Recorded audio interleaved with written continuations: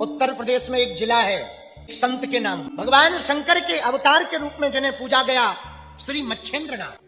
श्री मच्छेंद्रनाथ शंकर जी के ही अवतार। उनके एक परम शिष्य हुए गुरु गोरखनाथ। उन्होंने बहुत बड़ा संदेश दिया गौ माता को रखने का। श्री मच्छेंद्रनाथ जी गांव गांव जाते थे। एक दिन एक गांव में पहुंच गए, वहां पर एक बूढ़ी माता के यहां भिक्षा मांगी। अरे माई भिक्षाम देही। वो माता बाहर आई, जी महाराज हमें कुछ भिक्षा दो। ठीक है महाराज अभी लाते हैं। वो घर में अंदर गई, कुछ रोटी लाई। महाराज जी ये पकड़ो, मैं धोख लगा लूं, महाराज आशीर्वाद दो। रोने लगी। मच्छेंद्रनाथ ने पूछा क्या बात है माता? महाराज एक मुसीबत मुझे खाए जा रही। महाराज मेरे कोई बेटा नहीं, मैं बहुत परेशान हूं। मुझे मरने का भय नहीं है, बेटा ना होने का भय नहीं है। कहीं मैं अतृप्त ना डोलती रहूं। यदि बेटा नहीं होगा तो मुखाग्नि कौन देगा, मेरा अंतिम संस्कार कौन करेगा, ये चिंता है मेरे मन में। श्री मच्छेंद्रनाथ बोले माता ये भस्म पकड़ो। भगवान ने चाहा बेटा होगा, रख लो। की तो भक्तनी पर मती मारी गई। कहीं भभूति से बेटा होता है?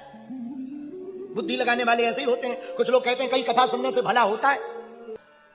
वो भभूति लेकर आई। उसने सोचा कहीं भभूति से बेटा होता है, क्या किया जाए।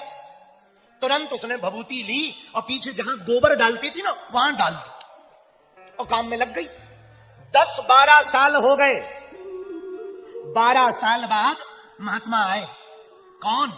मच्छेंद्रनाथ। उसी गांव में, उसी घर पर। क्यों?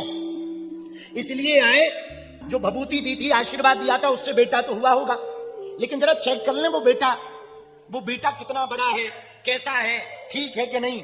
तो भागी भागी बूढ़ी माता भागी भागी आई। महात्मा ने कहा अब तो तुम खुश हो, 12 साल बाद आए हैं हम, बेटा कितना बड़ा हो गया, ठीक है।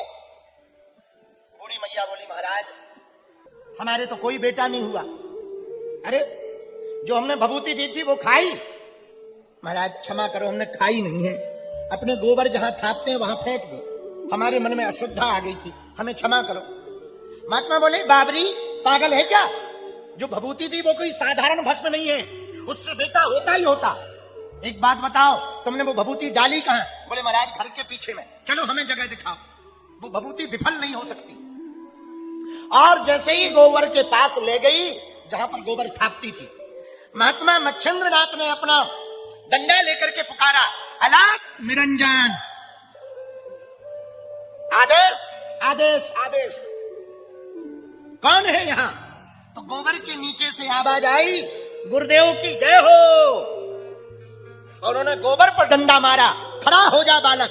और वो बालक गोबर से खड़ा हुआ, प्रकट हुआ। गोबर से प्रकट होने पर उनका नाम गुरु गोरखनाथ हो गया। गुरु गोरखनाथ प्रकट हो गए। दंडवत प्रणाम किया गुरु गोरखनाथ ने गुरुदेव को। मच्छेंद्रनाथ ने माता जी से कहा माता जी तुमने हमारी आज्ञा का पालन नहीं किया, अब ये बेटा तुम्हारा नहीं हमारा है, क्योंकि ये गोबर से प्रकट हुआ। अब ये गोबर से प्रकट हुआ तो इसका नाम गोरखनाथ है।